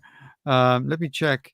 So yeah, 12,800, and then is 25,600, which I wouldn't use. Like maybe if I'd saw the Yeti or something or a UFO, then yes, you need to take. And then I'd go to 51. So because this is a law of the universe, right? If you meet the Yeti or see a UFO, you have to take out your worst camera and shoot at the worst settings. Have you So seen, by the way, have you seen Abominable, the Pixar I saw movie? you. So Huh? I saw you. Since you That's mentioned the very bomb. good. That's That was very good. that No, was a good one, that right? was very good. That was a good It's a movie about this little girl who sees the finds the Yeti no, in her hometown, and it's taking it back to its home. And yeah, it's beautiful, very well done, check it out. sweet little story. Highly recommend it. What's abominable? Abominable. Abominable. Yes. Oh, it's an animation. Yeah, it's a Pixar movie. Yeah, yeah, yeah, yeah. DreamWorks. I saw that.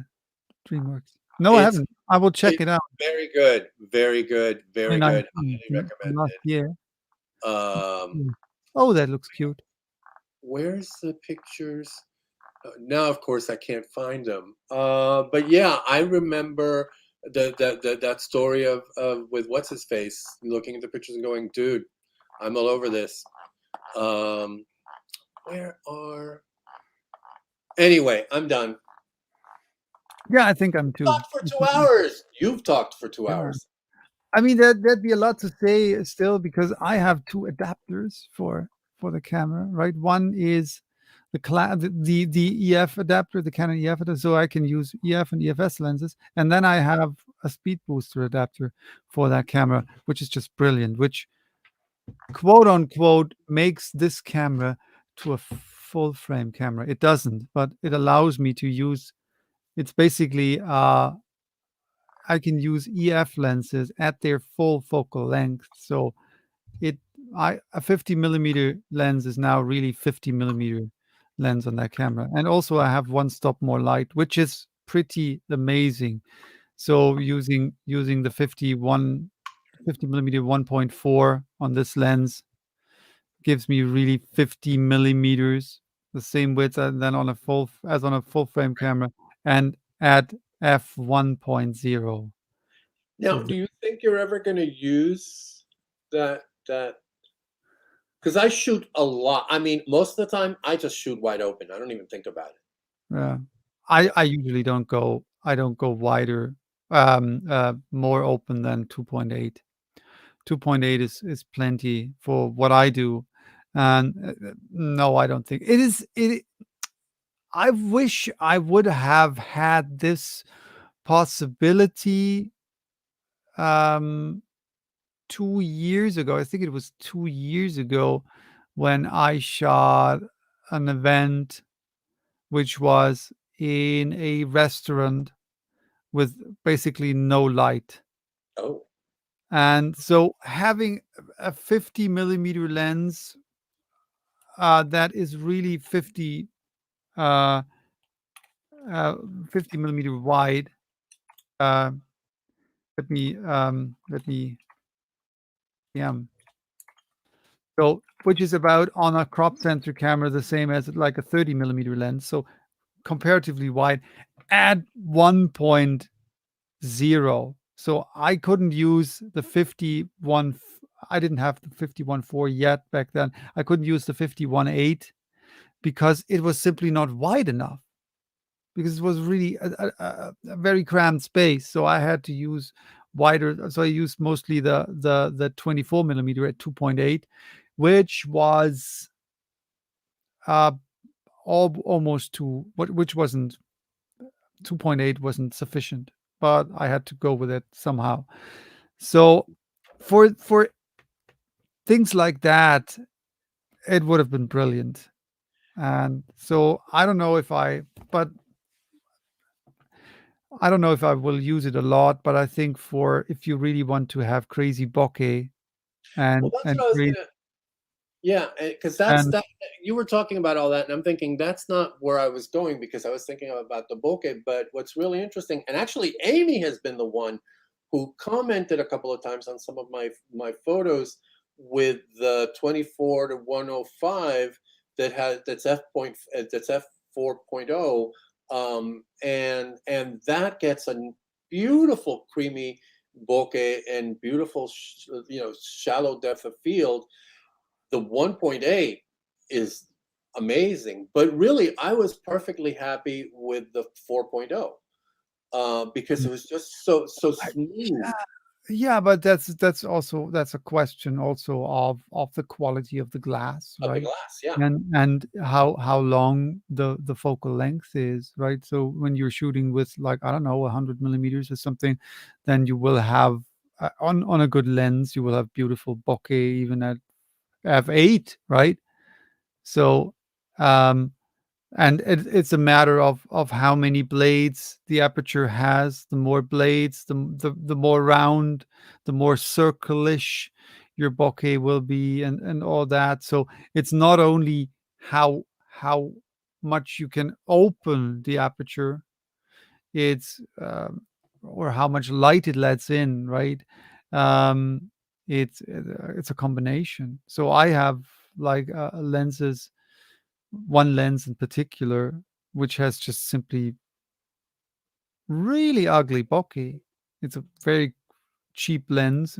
It's not really good looking bokeh. And the first time I realized this, I thought something's wrong with the lens, and it's just that the bokeh is just just ugly.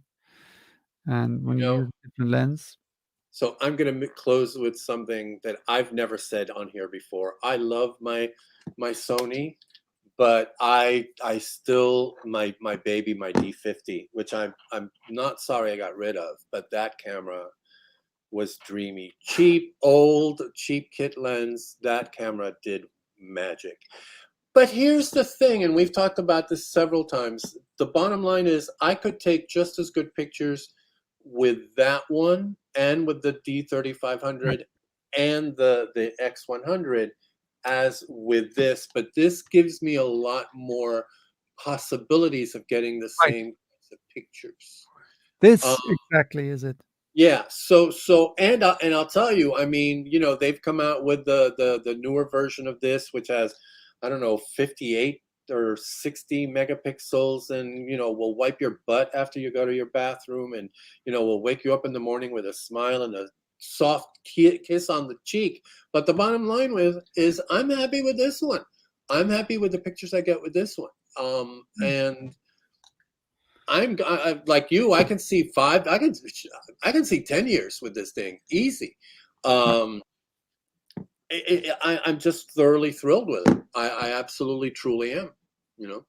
So anyway, I'm done. I'm tired. Good. Then I'll close with one thing, because we had a discussion lately on lenses and or not we, but people like on the there's there for those of you who don't know, there are groups on Tumblr, chat groups on Tumblr, and in one of those groups we had a very interesting discussion on lenses.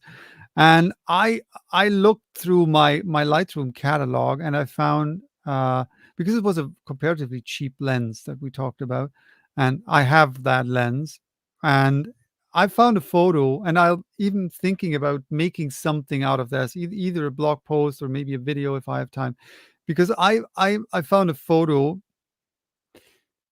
and if you don't know that this photo was made with an amateur DSLR and an amateur cheap super zoom lens at horrible conditions, you would never even think about that. Right. So, seeing photos without having direct comparison to other photos made with different gear or different lenses, this is what we have in magazines very often, side by side comparisons. If you don't have that, yes, sure, your $5,000 DSLR or mirrorless camera and your $10,000 lens combined will make technically greater photos than my this, I don't know what that one is like. Forgot. I think list price. I got it. It was on sale. So this list price is like, I think it lasts about 500 euros or something. I got mine much cheaper. Um, but in the end, it's about the photo. And if you like a photo, then and if you enjoy taking photos and you get the results that you want,